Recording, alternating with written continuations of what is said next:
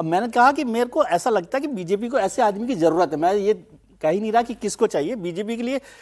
आप समझिए ना, राजस्थान, मध्य प्रदेश, उत्तर प्रदेश से अलग है बिहार, जहां 30 साल से बीजेपी इंतजार कर रही है कि उसकी पार्टी का मुख्यमंत्री बने, और वो अब सिंगल पार्टी और वो भविष्य की निधि हो, भविष्य की निधि। हाँ, वो तो उस लंबे समय तक कि मेरे ये चेहरा मेरे साथ काम आएगा, वो काम आएगा, उस पर काम उनको करना। अब वो कौन होगा मैं नहीं जानता कि कौन होगा, लेकिन ये उसमें सब समीकरण जुड़ेंगे नहीं जुड़ेंगे, वो जातीय समीकरण भी उसमें शामिल होते हैं। एक एस्पेक्ट जिस पे हमने भी बात नहीं की है कि इस बदलाव के बाद बीजेपी और जेडीयू के रिश्ते कैसे बदलेंगे? बीजेपी जेडीयू क्या अंतर आ गया है?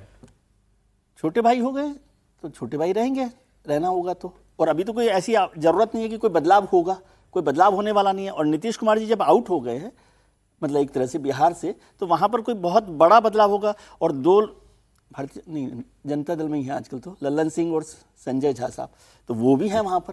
तब जेडीयू है पार्टी, क्योंकि उनके टिकट है, एमएलए है, सब कुछ है, लेकिन अब वो भारतीय जनता पार्टी ही है।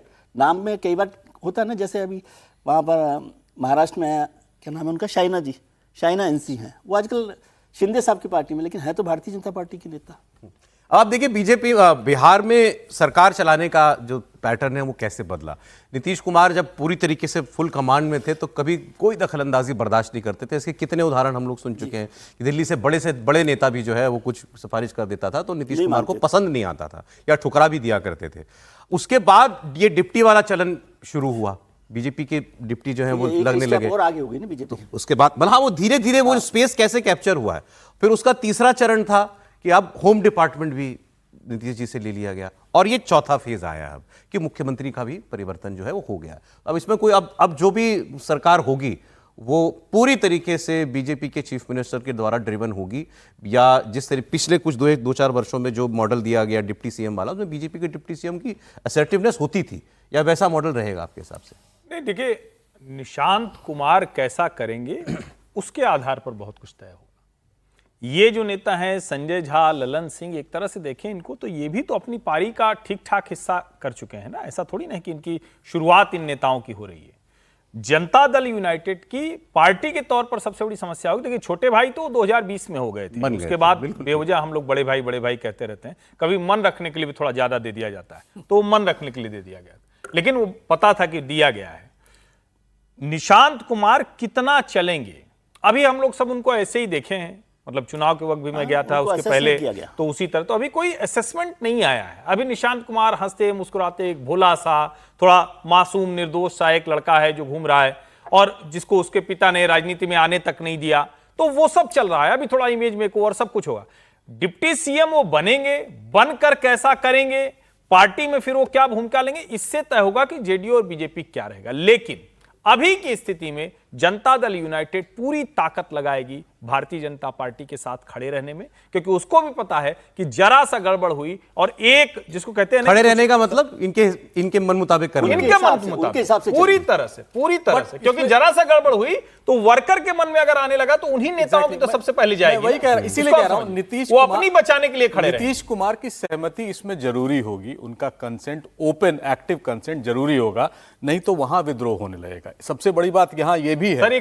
और दूसरी बात, एक महिला मुख्यमंत्री का आप फैक्टर नहीं कर रहे हैं। पिछले बार हमने देखा था deputy chief minister Renu Devi बनी थी, उस टाइप का भी एलिमेंट यहां आ सकता है। जो यहां बैठे नहीं है, जो नॉमिनेशन में दिख नहीं रहे हैं, शायद पर्दे पे नहीं हो, वो भी शायद बन सकती हैं। ऐसा भी फैक्टर हो सकता है, क्योंकि इस बार महिलाओं ने या नीतीश कुमार जी ने जब से बने हैं, चाहे वो साइकिल देना हो या पैसे देना हो, उन सब में महिलाओं का योगदान उन्होंने खोजा है।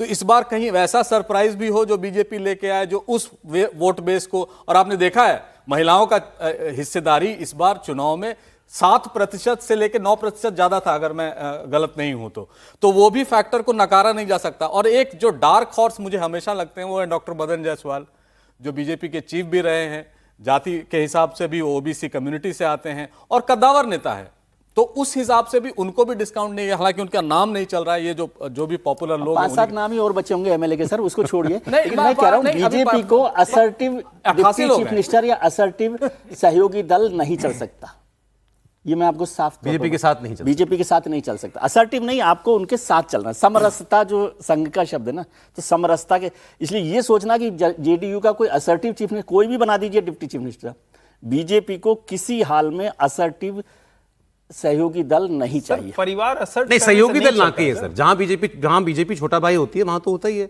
पंजाब में सालों साल रहा। वो तो बीजेपी उसमें नहीं है ना। बीजेपी जब बीजेपी लीड करेगी तो उसको फिर चलिए ऐसा करते हैं, हल्का हाथ रखने वाला चाहिए। ये एनडीए की सरकार है ना, मान ये लीजिए 5 लोग बहुत विद्वान लोग हैं, मुझे 5 लोग बताइए जो सहयोगी दलों के केंद्र सरकार में बहुत काम कर रहे हैं असर्ट करके, जो सहयोगी दलों के। सर ये तो आप अभी तो कह रहे थे कि भाजपा में ही कौन कर रहा है। नहीं भाजपा तो वो तो लीडरशिप को ही असर्टिव नहीं अभी चाहिए। तो आप अक्सर ये कहते रहते हैं और फिर आप कह रहे हैं वहां तो 2 लोग हैं वही चलाते हैं।